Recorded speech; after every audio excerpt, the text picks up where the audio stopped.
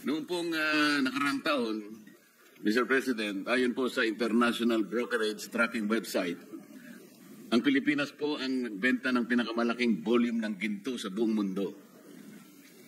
24.95 tons. Dahil mo sa pangyayaring ito ay bumaba ang ating gold holding sa 134.06 tonelada na lang. Ang Thailand po, Mr. President, sang-ayon po sa ulat na ito, ay nagbenta lang ng 9.64 tons. Ang Uzbekistan ay 6.22 tons. Ang Mongolia, 1.33 tons. Saan po ba yung Mongolia, Mr. President? Mongolia nasa Central Asia, Mr. President. Pwede po tayong makarating doon. Kilala ko ho yung Deputy Prime Minister doon, Mr. President. Kaya po sa tinatanong ay alam ko pong kaibigan niyo yung Deputy Prime Minister. Ang Singapore po, Mr. President, nagbenta 1.18 tons. So, kung pag-usap po, yung financial standing po ng Singapore, ay malayo po tayo. Pero talagang, bakit po tayo nakapagbenta ng ganong karami? Ano po ang naging batayan, Mr. President? Unang-una,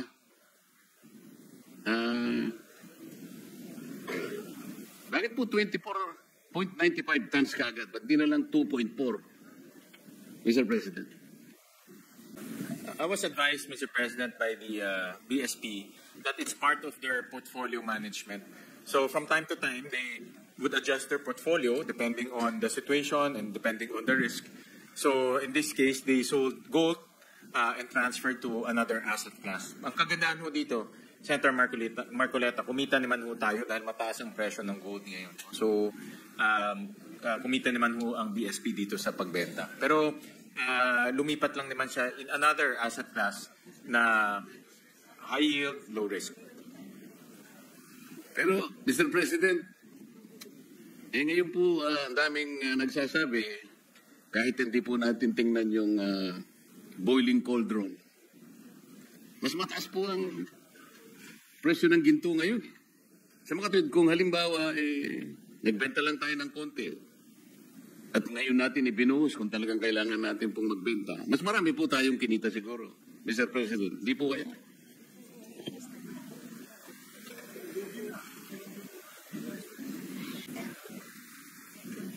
So tama ho kayo na mas mataas ho yung presyo.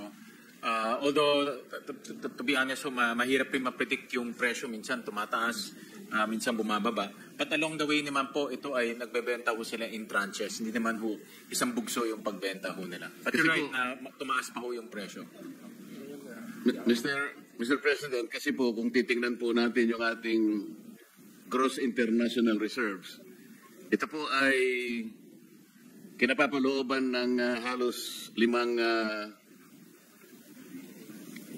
masasabi nating paraan. Nandyan po yung ating reserve position. Kasama po ngayon ang pangalawa, yung ginto nga po. Yung ating special drawing rights, yung foreign investment, at saka yung foreign exchange. Kung titingnan po natin ang ating gross international reserve, Mr. President, ang laki po ng bahagi ng ginto eh. Dito po sa total nating GIR, Mr. President, $108 million. Ang representas po ng gold dyan halos 16.4 million dollars. Kaya kung siguro binenta natin po ngayon, baka ito 16 na ito, $32 million po. Sa akin lang pong palagay naman, Mr. President. Totoo yan, no? Nakita ko nga ho na ang presyo ng ginto ngayon ay tumataas. Although mahirap rin ho masabi kung gaano siya katagal tataas o bababa rin ho siya. So, ang BSP naman ho, ang ginagawa ho nila as part of the portfolio management, nagre-realign lang po ng asset classes. So, but hindi naman ho nila binenta ito isang bugso. So, kumita rin ho sila along the way kasi in tranches ho nila binibenta pataas. Pero sana po, Mr. President, ang ating BSP, mas malawak po yung kanyang pananaw. Tama ho. Kung natanaw po niya na ngayon po ay tataas po ang presyo, doon po sana nating may bebenta ng mas marami, mas malaking ganansya po ng ating bansa, Mr. President. I agree with you, Mr. President. Senator Marcoleta, na kailangan din maging practical and tingnan yung overall trend. No? So nakikita ko po yung punto ninyo na dapat mas kumaga sinempohan mo nila na mas mataas yung presyo. Kasi po mula nung mawala na yung ginto sa gold standard natin, Bretton Woods yata sinasabi nila. Napunta na lahat sa US dollar po kasi. Kung talaga po kasing nakakabahala po kasi kung totoo po na ang ginto po natin ay isa sa ating pinaglalagakan po ng katatagan po ng ating financial situation. Maski po sa ating pamilya, ugaling Pilipino na pag meron ka pong ginto, napaka makaingat eh. Hindi po natin basta-basta dinidispose. Yung ginto, parang seguridad po ito eh, Mr. President. Tama po ba? Tama ho, Mr. President. Tingnan po natin, kahapon po, Mr. President, ang ating piso ay 59.17 to the US dollar. And year to date, na depreciation po is 1 peso and 3 centavos or 2.24%. Ito po yung medyo nakakabahala po.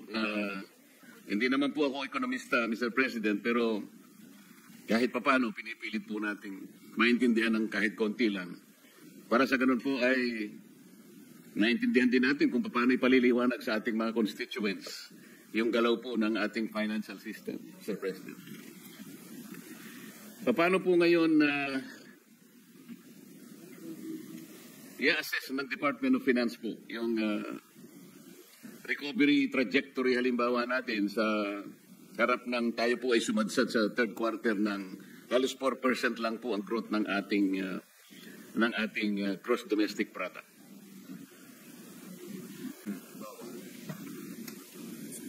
Yung value po naman sa paper po last year. Ano yun? Well, Mr. President, talagang aminado ho tayo na dahil po dito sa issue ng flood control, bumagal po yung paggastos ng ating pamahalaan, lalo-lalo na sa construction. Kanina napag-usapan ho natin ni Senator Ping yung laki ng contribution ng government spending, almost 25%. Of our economy ay nasa government spending. So, ang strategy po ngayon ng economic managers at administration is number one, regain the trust of our people. So, balitaan ko kay Secretary Recto, Executive Secretary, na today magpa-file na po ng kaso ang Ombudsman sa Sandigan. So, isa yan sa mga paraan para maibalik po natin ang tiwala ng taong bayan sa gobyerno. Pangalawa po, mayroon na pong catch-up plan ang executive na habulin po yung paggastos itong nalalabing mga buwan. Mayroon pong 156 billion pa na hindi nagagastos ng DPWH. So ito po ay sisiguraduhin nila na ma-implement this coming fourth quarter.